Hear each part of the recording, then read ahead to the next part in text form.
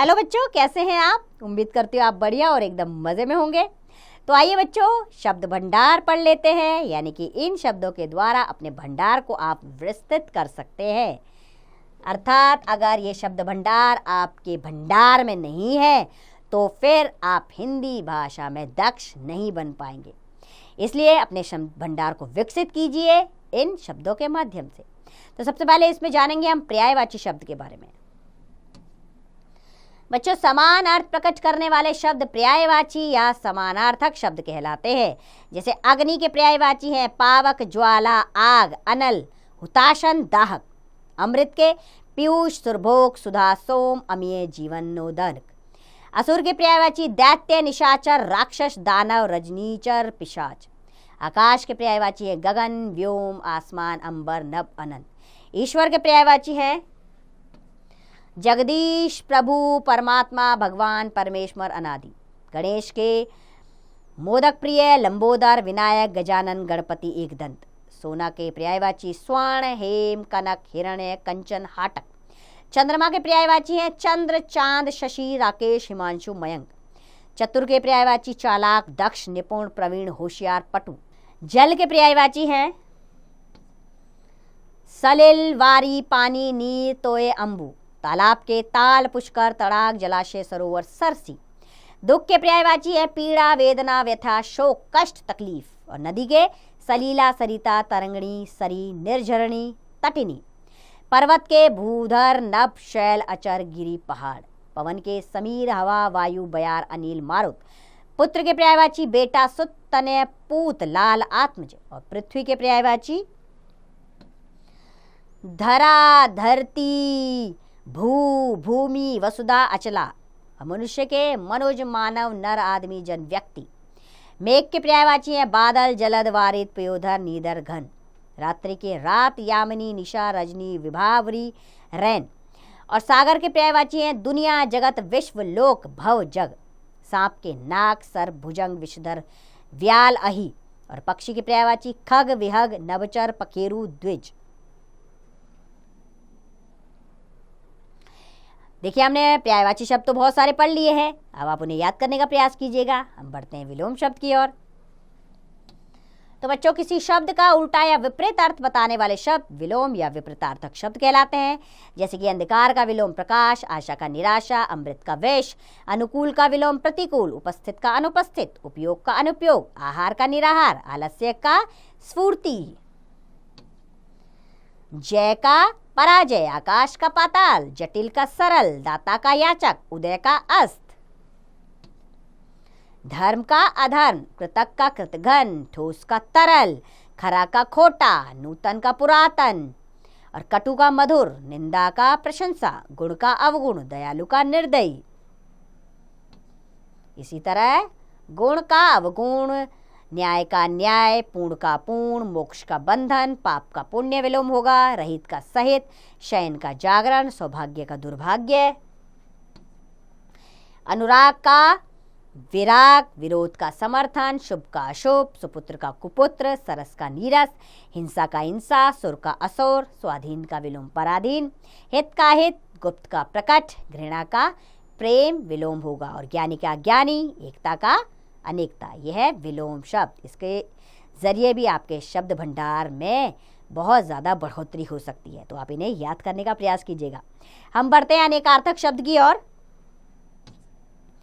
तो बच्चों, एक से अधिक अर्थ प्रकट करने वाले शब्द अनेकार्थक शब्द कहलाते हैं। जैसे अंक, इसके अर्थ होता है गोद, नाटक का खंड और चिन्ह। अक्षर, इसका अर्थ है सत्य, वर्ण, मोक्ष।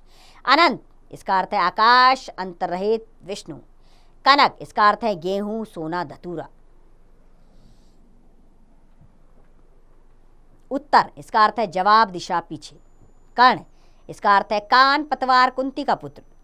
कर, इसका अर्थ है किरण, हाथ, टैक्स। काल, इसका अर्थ है समय, यमराज, मृत्यु। गुण, इसका अर्थ है लक्षण, स्वभाव, कौशल। घट, इसका अर्थ है घड़ा, देह, मन। गुरु, इसका अर्थ है श्रेष्ठ, अध्यापक, बड़ा। अंबर, इसका अर्थ है आकाश, कपड़ा, परिधि। पद, इसका अर्थ है स्थान, पदवी, पैर। अर्थ, इसका अर्थ है धन, मतलब, कारण। जलज, इसका अर्थ है मछली, कमल, मोती। गति, इसका अर्थ है मोक्ष, चाल, दशा। पानी, इसका अर्थ है जल, जीवन, प्रतिष्ठा। और मत, इसका अर्थ है राय, निषेध, संप्रदाय। प्रेम इसका अर्थ है स्नेह, ममता, दुलार। और भेद इसका अर्थ है रहस्य, प्रकार और छेदना। चलिए बढ़ते हैं अब एकार्थक प्रतीत होने वाले शब्दों की ओर। अर्थात अनेक शब्द ऐसे होते हैं जो समान अर्थ देने वाले होते हैं, पर ऐसा नहीं होता, उनके अर्थ एक दूसरे से भिन्न होते हैं। ऐसे शब्द एकार्थक प्रतीत होने वाले शब्द कहलाते हैं।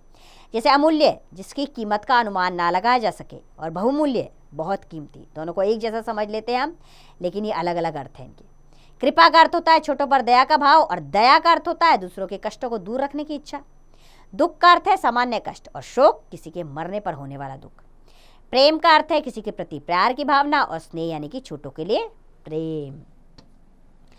अर्चना यानी कि धूप, दीप आदि के बाह्य रूप से पूजा करना, और पूजा का अर्थ होता है बिना किसी सामग्री के भी मानसिक और बाह्य दोनों प्रकार की अर्चना। प्रणय का अर्थ है पति पत्नी का प्रेम, और वात्सल्य माता पिता का बच्चों के प्रति प्रेम। अनुभव का अर्थ है व्यवहार, अभ्यास आदि से प्राप्त ज्ञान, और अनुभूति का अर्थ है चिंतन और मनन से प्राप्त आंतरिक ज्ञान। ऋषि का अर्थ है ब्रह्मज्ञानी पुरुष, और मुनि का अर्थ है धर्म व तत्व पर विचार करने वाला पुरुष। सेवा का अर्थ है गुरुजनों की सेवा, और शुश्रूषा का अर्थ है रोगियों व दुखियों की सेवा। इसी तरह सहानुभूति का अर्थ है किसी के सुख दुख का हल्का प्रभाव। तो संवेदना का अर्थ है किसी के दुख का गहरा प्रभाव। राजा का अर्थ है जो देश विशेष का वंशगत अधिकारी हो। सम्राट का अर्थ है राजाओं का राजा। विद्रोह का अर्थ है किसी शासन के विरुद्ध दल विशेष का आंदोलन, और क्रांति का अर्थ है जनसाधारण द्वारा शासन को उलटने का अचानक प्रयत्न। अर्पण का अर्थ है अपने से बड़ों को कुछ भेंट करना। प्रदान का अर्थ है बड़ों की ओर से छोटों को देना। अभिलाषा का अर्थ है किसी विशेष वस्तु की हार्दिक इच्छा। तो कामना का अर्थ है किसी विशेष वस्तु की सामान्य इच्छा।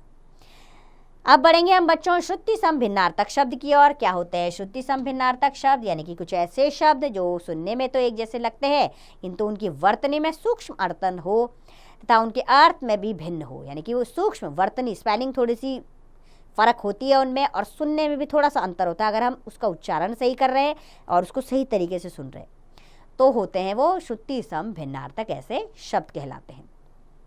जैसे अन्न का अर्थ है अनाज, अन्य का अर्थ है दूसरा। निधन का अर्थ है मृत्यु, और निर्धन का अर्थ है गरीब। अनल यानी आग, और अनिल यानी वह हवा। सुत यानी पुत्र, और सूत यानी सारथी। अपेक्षा यानी कि तुलना, और उपेक्षा यानी कि निरादर। इसी तरह चर्म का अर्थ है त्वचा, और चरम यानी अंतिम। आकार यानी कि खान, और आकार यानी आकृति। सूर्य यानी देवता, और शूर यानी वीर। इतर यानी दूसरा, और इत्र यानी सुगंधित पदार्थ। वात यानी वायु, और बात यानी वार्ता। अभिराम का अर्थ है सुंदर, और अविराम का अर्थ है लगातार। बदन यानी शरीर, और बदन यानी मुख। और का अर्थ होता है तरफ, और का अर्थ होता है तथा। पानी यानी जल, और पानी यानी हाथ। कली यानी कलियुग, और कली यानी आधिकिला फूल। बलि यानी बलिदान, और बलि यानी शक्तिशाली। जरा यानी कि बुढ़ापा, और जरा यानी कि थोड़ा सा, यानी कि नीचे नुक्ता लग जाएगा। मूल का अर्थ है जड़, और मूल्य का अर्थ है कीमत। अब हम जानेंगे बच्चों अनेक शब्दों के लिए एक शब्द। तो बच्चों भाषा में संक्षिप्तता और प्रभाव वृद्धि के लिए अनेक शब्दों के स्थान पर प्रयोग किए जाने वाले शब्द अनेक शब्दों के लिए एक शब्द कहलाते हैं। जैसे बहुत कम जानने वाले को क्या कहते हैं? अल्पज्ञ। आकाश को छूने वाला गगनचुंबी। जल में रहने वाले जीव जंतु को जलचर कहते हैं। जिसे जीता ना जा सके अजय। जिसके माता पिता ना हो अनाथ। जो कहा ना जा सके अकथनीय। नीति को जानने वाला नीतिज्ञ। जो सबसे शक्तिशाली हो सर्वशक्तिमान। जिसके पति की मृत्यु हो गई हो विधवा। जो दिखाई ना देता हो अदृश्य। जो पढ़ना लिखना जानता हो साक्षर। जो जन्म से अंधा हो जन्मांध। जिसका कोई सहायक ना हो असहाय। जो लोक में प्रिय हो लोकप्रिय। जिसका कोई शत्रु ना हो अजात शत्रु। जो शाक सब्जी खाता हो शाकाहारी। दोपहर के बाद का समय अल्पहान। अच्छे कुल में पैदा होने वाला कुलीन। जानने की इच्छा रखने वाला जिज्ञासु। जो पूर्व समय में हो चुका हो भूतपूर्व। जिसका शोषण किया गया हो शोषित। धर्म का पालन ना करने वाला अधर्मी। आइए बच्चों आपके अभ्यास के लिए एक बार इस अध्याय को दोहरा लेते हैं हम। तो बच्चों, समान अर्थ प्रकट करने वाले शब्द पर्यायवाची या समानार्थक शब्द कहलाते हैं। किसी शब्द का उल्टा या विपरीत अर्थ बताने वाले शब्दों को विलोम या विपरीतार्थक शब्द कहते हैं। एक से अधिक अर्थ प्रदान करने वाले शब्दों को अनेकार्थक शब्द कहा जाता है। और ऐसे शब्द जो समान अर्थ देने वाले लगते हैं किंतु उनके अर्थ एक दूसरे से भिन्न होते हैं, एकार्थक प्रतीत होने वाले शब्द कहलाते हैं। ऐसे शब्द जो सुनने में तो एक जैसे लगें किंतु उनकी वर्तनी में सूक्ष्म अंतर हो तथा उनके अर्थ भी भिन्न हो, श्रुति सम भिन्नार्थक शब्द कहलाते हैं।